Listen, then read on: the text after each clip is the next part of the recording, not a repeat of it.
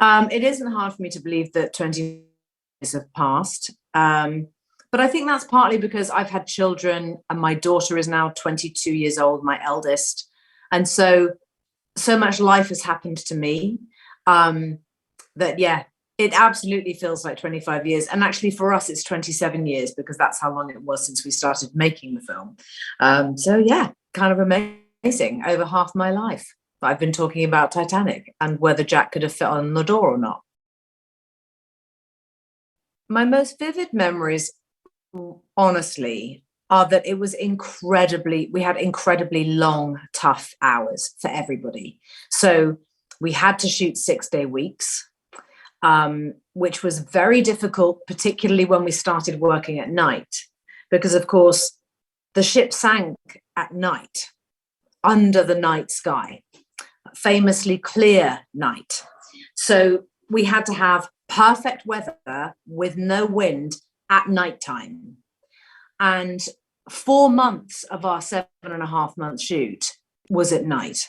So that's really hard when your one day off is a Sunday. Basically, we'd get home from work at 6:30 in the morning on a Sunday. We'd get to sleep and then maybe go and have a bite to eat in the evening. And then on the Monday, we'd be back to work again and back in the same cycle of the nights again for 6 nights straight. So when I look back, quite honestly, and for most people who were a part of the making of the film, that's what we all remember. It was really very tough on everybody. Well, I had seen This Boy's Life and I had seen Gilbert Grape, and he had made Romeo and Juliet, but it was only just about to come out. But so for me, I was working with this incredible young actor who everyone was talking about in the way that people used to talk about River Phoenix. Leo was that.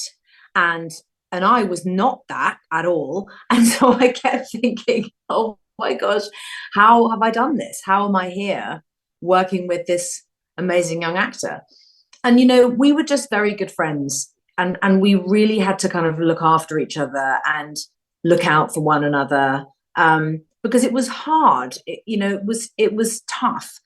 Everything about the shoot was difficult for everybody, whether it was weather conditions or how long the hours were, the length of it. A lot of people were away from their families for a very long time. Case in point, me, I was away from my family for 7.5 months and I was only 21 years old, so that was very, very hard for me. So I think in the absence of families and friends from home, we really kind of clung to each other right away, Leo and I, because of that. And it was amazing working with him. We were just very similar how we thought. Our sense of humor was really similar. Both wanted to do a really good job.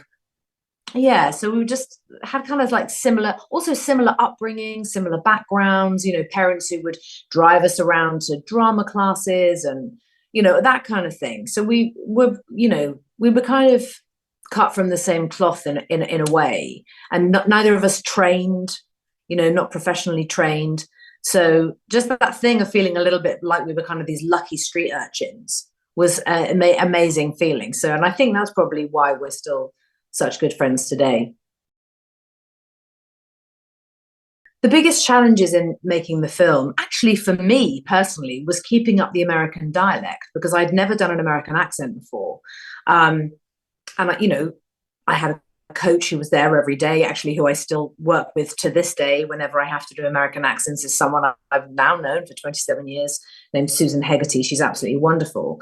But I look back on the dialect that I did in Titanic, I hear myself speak and I'm like, oh God, okay, no. We could have done a lot better. I'm like super picky about it now.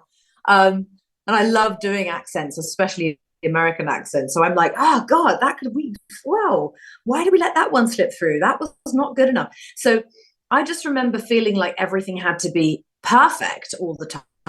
How it looked, the hair, the face, the costumes, the dialect, the performance, we had to be at the absolute best on our A game every single day, all day.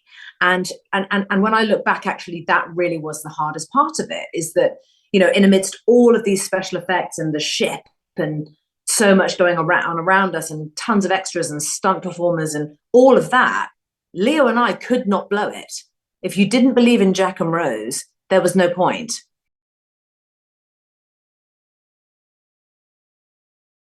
No. I mean, I have to be no.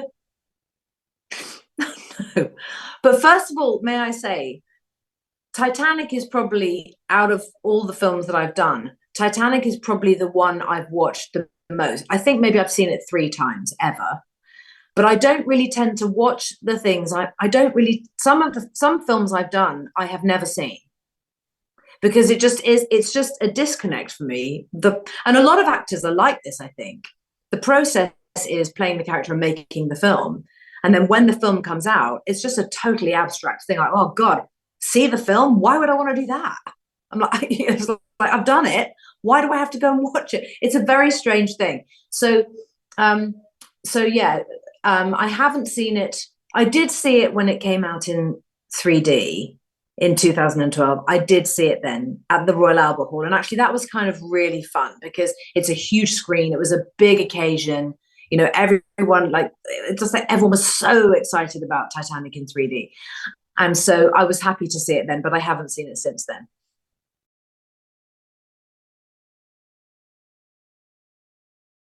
Making the film, we had no idea. We had absolutely no idea. And, even now, here I am. I mean, I'll be 50 in 3 years' time, which seems so ridiculous. And here I am still talking about Titanic, and the truly, truly joyful, rewarding part of all of it is that people will go and see it again. It's about to be re-released, and people are going to go flocking to the movie theaters to see it all over again. And that's phenomenal. I certainly haven't been in anything since, and probably won't ever be again, where people keep wanting to go back and watch it. So it's just this sort of, yeah, I just have so much gratitude for that. Like, how cool. It's totally wonderful in every way.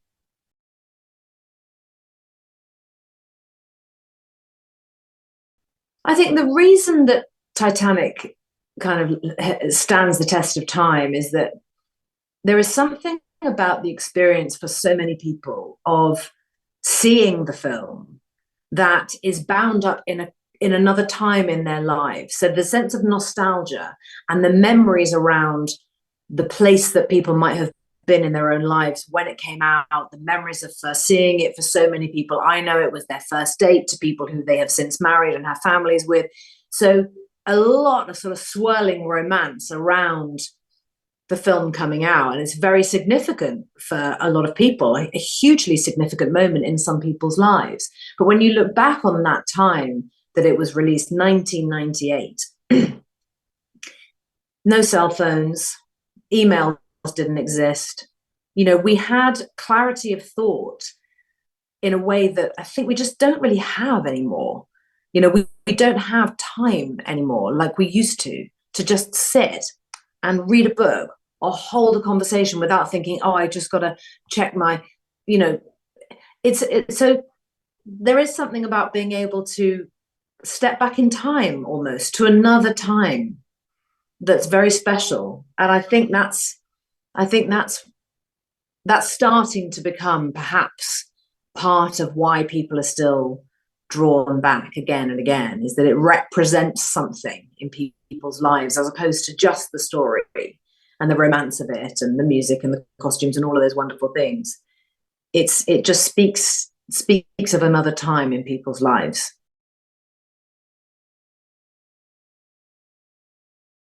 I have to say, I think people should go and see it in the theatre, because there is nothing like the sound. The sound, especially now, technology has advanced and transformed movie theaters. My God, I mean, they're now kind of, I don't know, they're almost like auditoriums now. The sound was so different back then. Now it's speakers everywhere. You literally feel the sound under your seat. It's around you, it's in you, it's everywhere, it's in your ears, it's in your chest.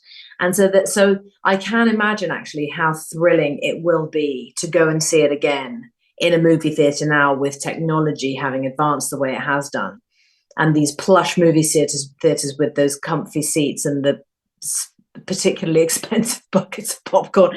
Um, but I think, yeah, you just can't quite get that on an iPad or, on Netflix. It's just not the same. It just isn't the same. Um, so yeah, I think it'd be pretty amazing. And those special effects, you know, they were pretty cutting edge for where they were at. And I'm sure they've even been cleaned up again since the film was actually made. So I'm sure it's quite spectacular.